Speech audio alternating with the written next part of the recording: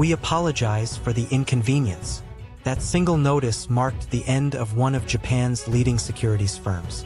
Why did they choose to close their own doors? Over 3 trillion yen in off-balance sheet debt. A venerable firm, once one of the big 4 brokerages driving Japan's economy, vanished in just a few years. But behind this collapse lay a systemic problem of willful ignorance, a problem that continues to plague organizations today. What truly drove them to madness? In this video, we uncover why the cover-up escalated, who distorted the truth, and what crucial lessons can be applied today. Now, let's delve into the full scope of its collapse. In the main segment, we'll also explore the darker aspects of financial administration at the time. Founded in 1897, Yamaichi Securities successfully underwrote Japan's first public bonds, supporting the nation's post-war financial reconstruction. During Japan's era of rapid economic growth, they led the market as one of the big 4 brokerages, commanding absolute trust. Clients trusted Yamaichi, and corporations raised funds through them. Their brand was unshakable. In the late 1980s, the Japanese economy entered the peak of its bubble era. Stock prices soared to unprecedented levels, and everyone reveled in prosperity. Yamaichi Securities also experienced rapid growth amidst this frenzy. Its momentum seemed unstoppable. Their headquarters glittered brilliantly, and many employees reaped the benefits. They symbolized Japan's future. Everyone believed in the Yamaichi myth, never doubting that this prosperity would last forever. But in its shadow, a distortion was taking root.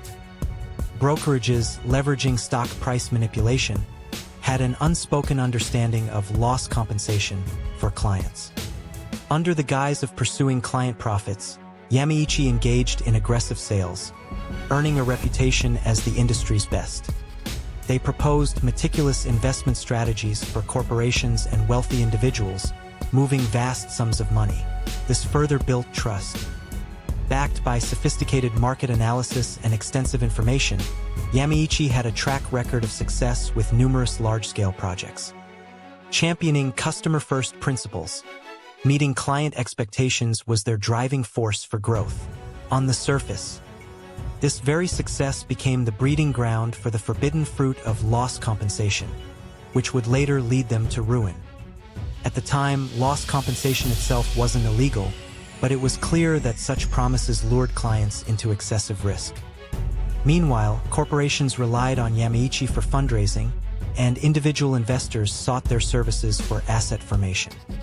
Everyone believed the promise of no losses, confidently continuing with Yamaichi's proposals. In 1990, the bubble economy burst. The Nikkei stock average plummeted, leaving countless investors with immense losses. The promise of loss compensation became a fatal burden for Yamaichi Securities.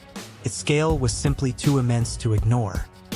Demands for compensation flooded in from clients facing massive losses. Yamaichi found itself in a desperate predicament. It was at this point that management resorted to illicit practices known as tabashi, schemes to prevent losses from surfacing.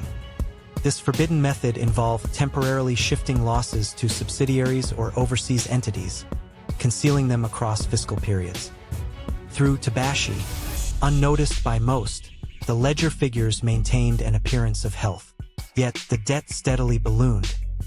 Management was desperate to maintain short-term appearances, closing off any path to fundamentally resolving the situation. But here, a trap, unnoticed by anyone, lay wide open. The amount of losses had become so vast that it was now nearly impossible to stop the concealment. Fearing to admit past errors in judgment, management continued to engage in further illicit activities. An unspoken understanding of loss concealment permeated the entire organization. An atmosphere of fear towards whistleblowing also emerged.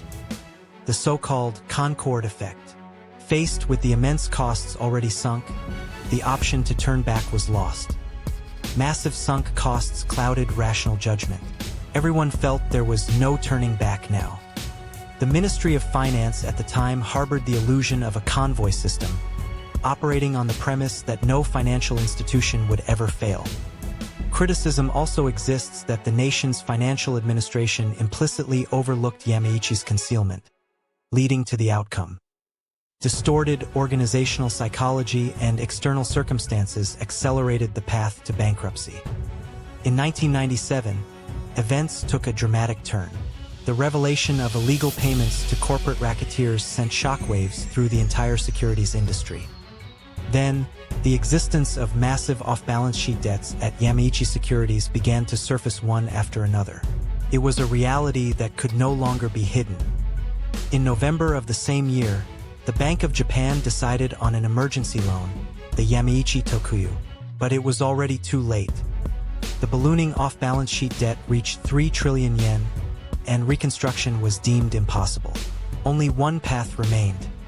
On November 24, 1997, President Shohei Nozowa tearfully declared, "The employees are not bad," at a press conference, announcing the firm's voluntary closure. It was a shocking moment etched into Japan's financial history. One of the Big Four brokerages closed its 100-year history. Yamaichi Securities' collapse was a tragedy brought about by a lack of transparency and risk management within the organization. And it starkly confronted Japanese society with the importance of corporate social responsibility and governance. Why did the concealment escalate? Who distorted the truth? The tragedy of Yamaichi Securities left many unanswered questions.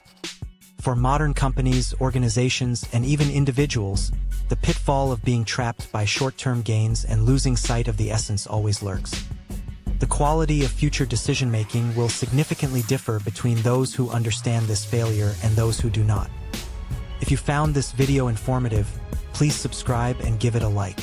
We release a new history of failure every day. Thank you for watching. この失敗は歴史のほんの1ページ。世界にはまだ語られていない失敗が数多くあります。失敗の歴史をチャンネル登録して次の物語もぜひご覧ください。